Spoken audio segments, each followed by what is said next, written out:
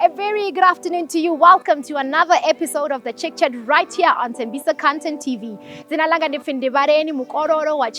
Today's guest is a fellow actress, a mental health activist, and a theater director. Guys, it's gonna be nice. Let's go.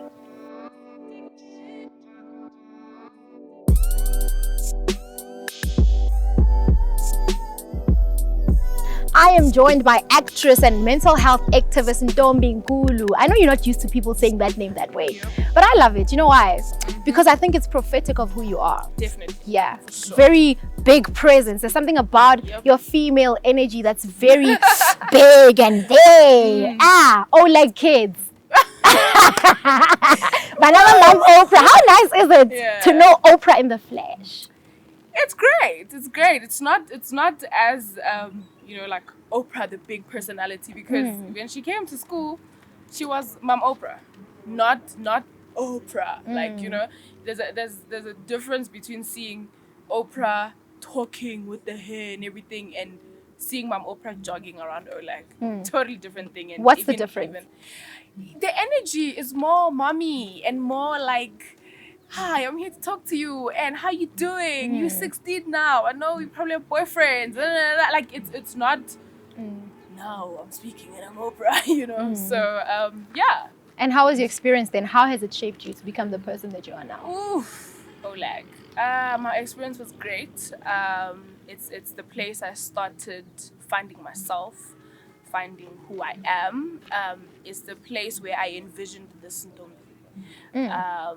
So yeah, it's a place of possibilities, of opportunity, of like you can be anything at Oleg. At Oleg, anything is possible. Like, no, you can't be this, no, you can't be that. You literally can be anything. And so that's when I started, seeing myself the way I see myself now, the confidence. I mean, I always had the confidence, but shaping it, the vision to speak to people. Back then, I didn't know it was going to be about mental health, on women, on children, but I knew I wanted to speak. That's when I started doing drama. Well, I did drama for quite a while, but that's when, I had my big stage time. The first break. Yes, the first break. I did my children, my African grade 10. It was like an hour and 45 minutes play, and it was the first time, really. I just said, you know what, I know I love being on stage, and I'm going to do this, and I got the role. And from then on, it was just like you can run with anything. That's the thing about Oleg. It's like it teaches you that whatever you put your mind on, you can run with. You can achieve it. Yeah, you can achieve. And there was no drama. Drama was not offered at Oleg, no? Drama. I did drama at Oleg. Oh, is it? Yeah. So the curriculum, we did arts from grade 7 to grade 9. So I did visual arts, better, but okay.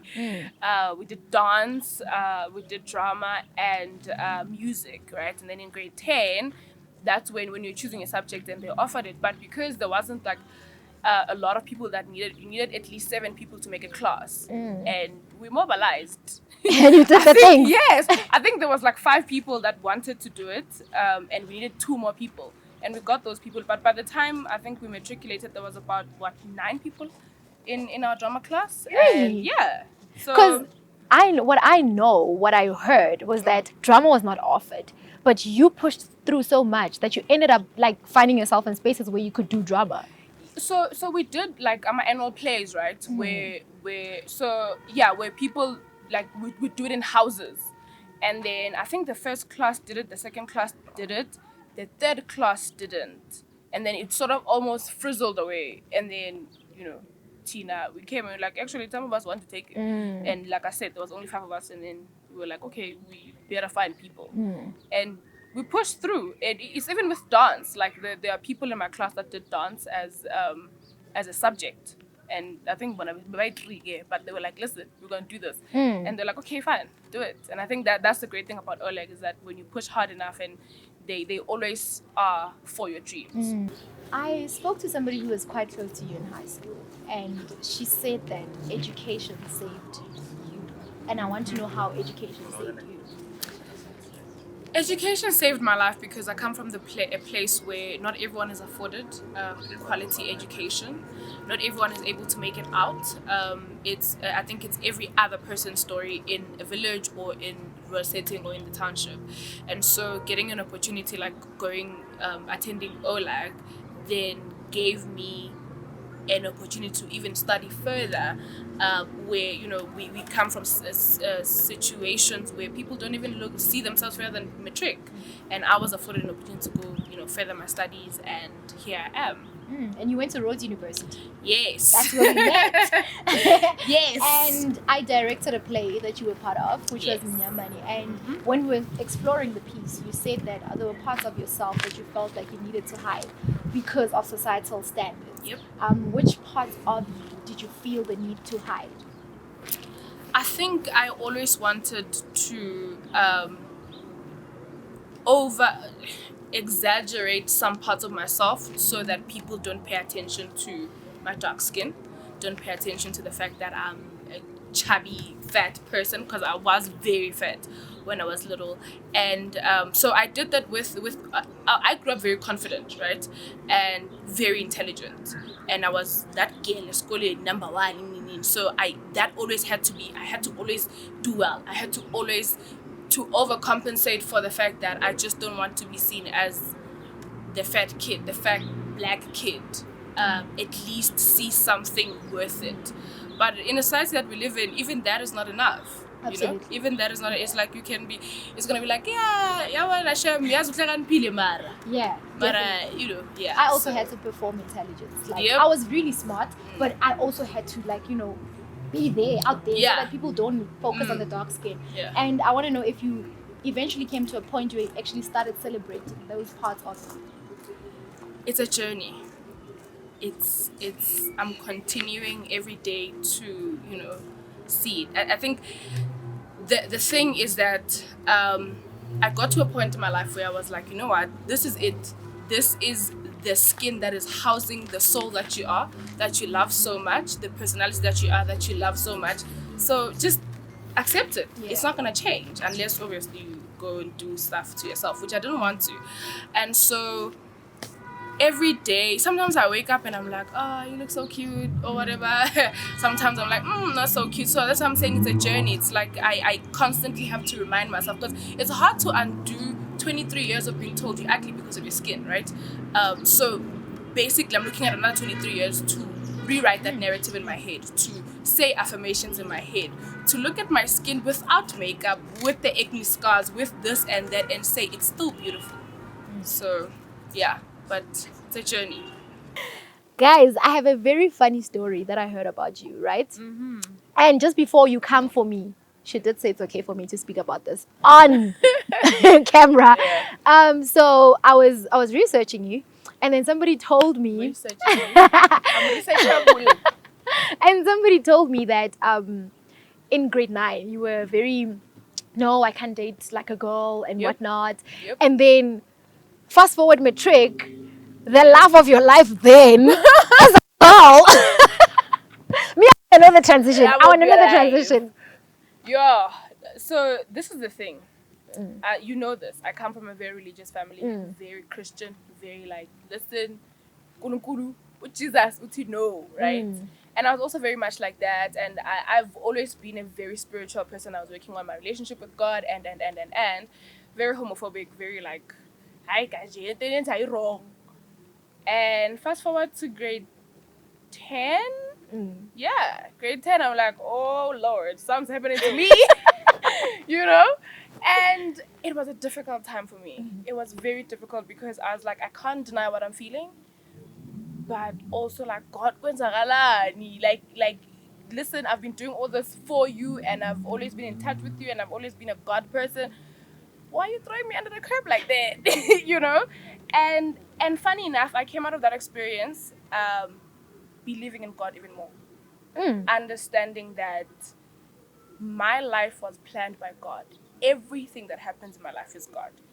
Be it whether it's gonna be a lesson, whether it's gonna stay forever, whatever it is, it's planned by God. And it was a rocky situation when I was still in the relationship and my relationship with God. But after that, it was like my relationship with God got even stronger.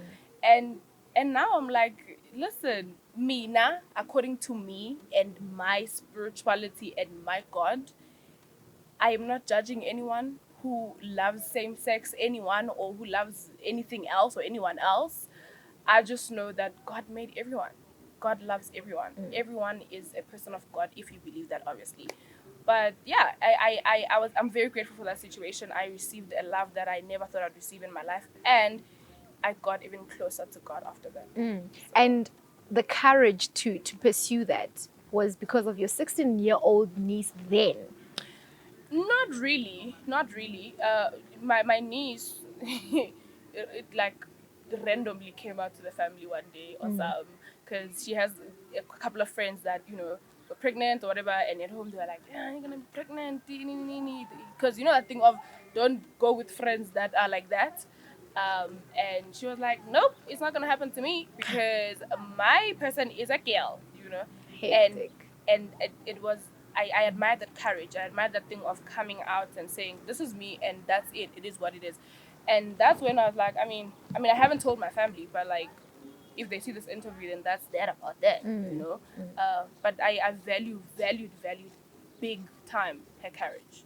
Yeah. And I like that you don't see the need to announce it. I always say that heterosexual people don't announce that they're Exactly. straight. Why should other people, Say, why should we yeah. feel entitled to people coming out to us? Yeah, definitely.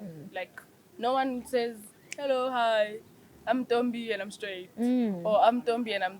It's just like, just do you and stop putting yourself in people's business. I always Yeah. say that. I always say every time you see something or something makes you uncomfortable, whatever, zibuze kuqala before you go to other people. Ngingenaphi? Awungeni. I'm getting down. Awungeni down. And you, speaking of Rhodes University, right? Yeah. You went to Rhodes University and you did majored in psychology and drama. Yep. I'm going to give you a very difficult question. Psychology or drama? It's not difficult. Is it? Drama. drama. I think I knew it. I knew it. It's drama. Very passionate. The thing is, psychology is something that I like, right? And it feeds into the drama. That's the thing. I think people don't understand the correlation. Is I'm an actress. If I'm given a character, I have to, go back, look at this character, look at the background, the context, whatever, all of that.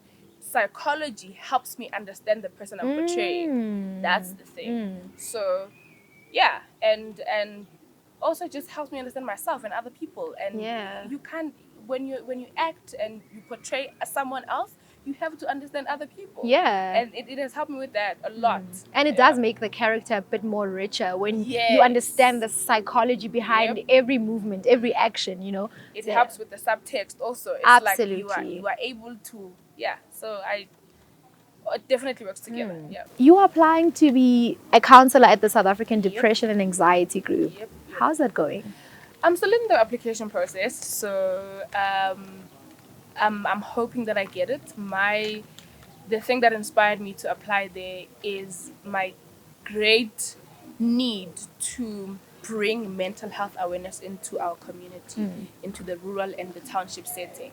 I think if anyone needs counseling, if anyone needs to know how to deal with stress, how to deal with poverty, or the trauma that comes with poverty, how to deal with everything we go through in the hood, everyone in the hood needs that. Absolutely. And those are the people that do not have access to it because, it's so, more than the stigma that there is around it, it's so expensive. Even if you wanted to, Yeah. there's no time to spend 750 talking to someone when you don't have something to eat. Food, yes. You get what I'm saying? So, and South African Depression and Anxiety Group offers those things for free. So I want to be a part of that. I want to give people, a chance to heal, to see beyond or to uncover whatever's happening so that they can move on. Because the thing about mental health is that it can cloud you. You can literally be so in the sad or whatever you're going through that you can't move forward. And everyone deserves a chance to, be happy, one, to heal, two, and to follow their dreams. How am I going to follow my dreams if I'm not well inside? Absolutely. So that's my Yeah. biggest thing. My big thing is well-being. take care of your mental health, take care of your well-being, and help anyone who needs any sort of help, even if it's just telling someone about different coping mechanisms. This is how you can cope with stress, this is how you can cope with depression, this is how you can cope with this.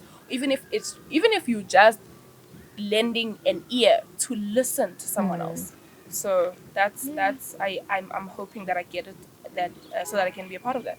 So you want to bring mental health awareness in the township and rural areas. Yes. Those are your specific areas. Mostly the youth, because I think going back to what you were asking about image and all of that, we get bullied. A lot.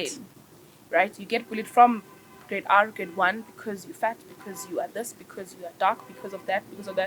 And I think that's where the problem starts. So if I can take it to schools and at least offer, people to see a different way or reimagine what they're bringing to their primary school experience or whatever, then, if I can, like, I feel that if I was able to at least talk to someone about the fact that I'm bullied, someone once slapped me, I don't even know why, I can't even remember why, but if I can help those kids, know how to deal with, or know who to talk to, or at least find some sort of direction.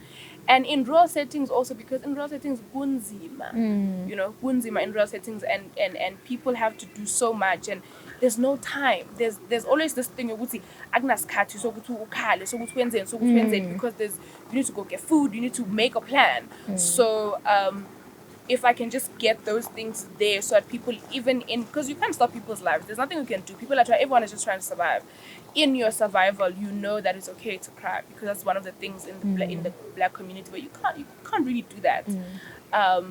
You know that, okay, I can journal, or I can write, or I can talk to someone or whatever while I'm going through, just to ease the process or to ease the whole situation around it. That's one of my biggest goals. Yeah. You lost your sister, your little sister, and she was very dear to you. Very. And if you had to reintroduce yourself to her again, what would you say? That's a difficult question. If I had to reintroduce myself to her again right now,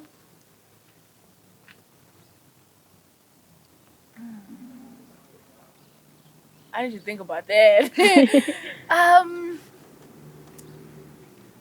I would probably say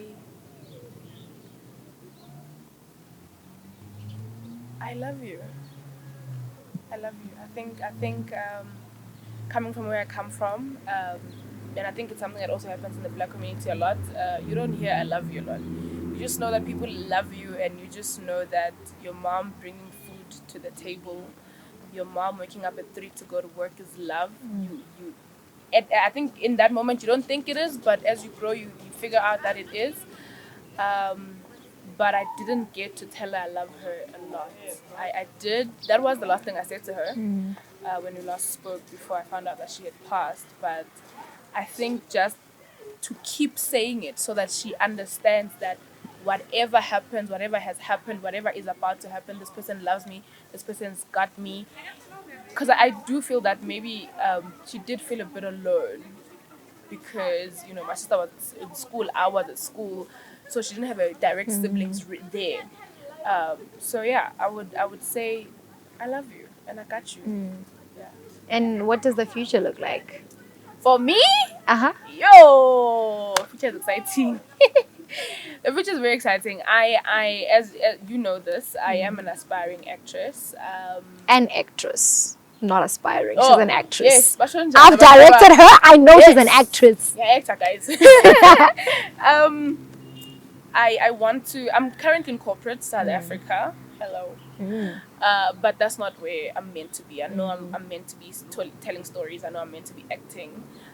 So that's what the future looks like. I'm gonna enter that space. Gonna perform. But also, I really want to speak. I want to be a voice for people that are me, that are like me, but don't have the platform to speak, to tell their truth. Women, there's so much. I think there's so much that, like, women are silenced, especially in South Africa. Like, immediately more kuluma also, then it becomes a loud mouth. I want to also just encourage and be the voice for women, but also give a platform where women can stand up and say like Nyaz khulumela nami, you know, instill that confidence in little girls to say, Jonga, if you want to be doing stuff, go do stuff. Don't be scared. Don't be held back. Don't be intimidated by those boys, eskoleni or whatever. I also just want to help usher children into a more healthy sort of self outlook. I think much cooler, like we look at ourselves in a very negative way because of society and everything. I have to share this.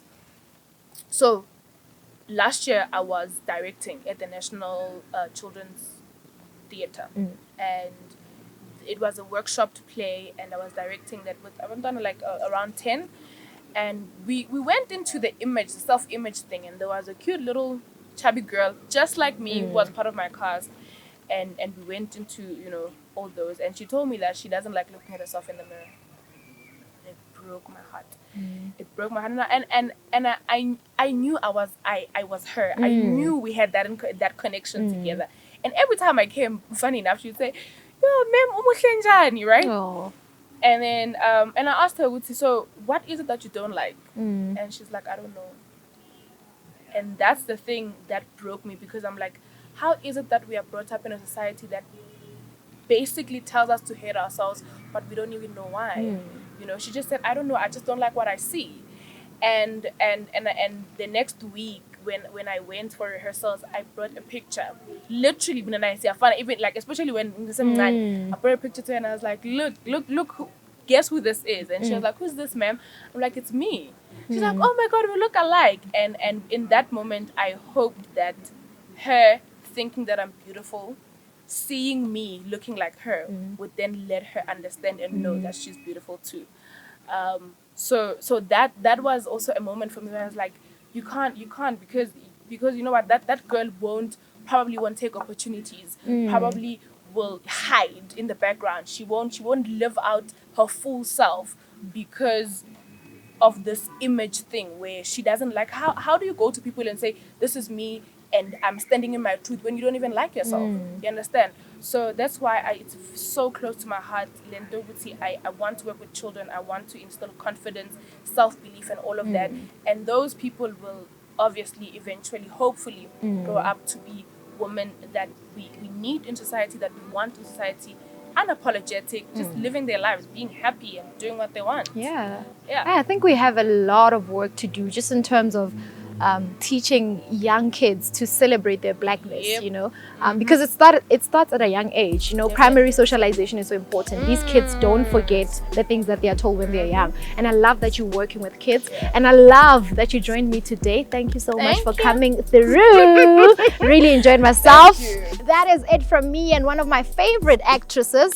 We're gonna be tapping out right now, but we do keep it alive on social media. It is Tembisa Content TV on Facebook. We are also on Twitter and Instagram. It is Tembisa_CTV. Komba ya chabira iko over. Kaiba masiara budi. Yes.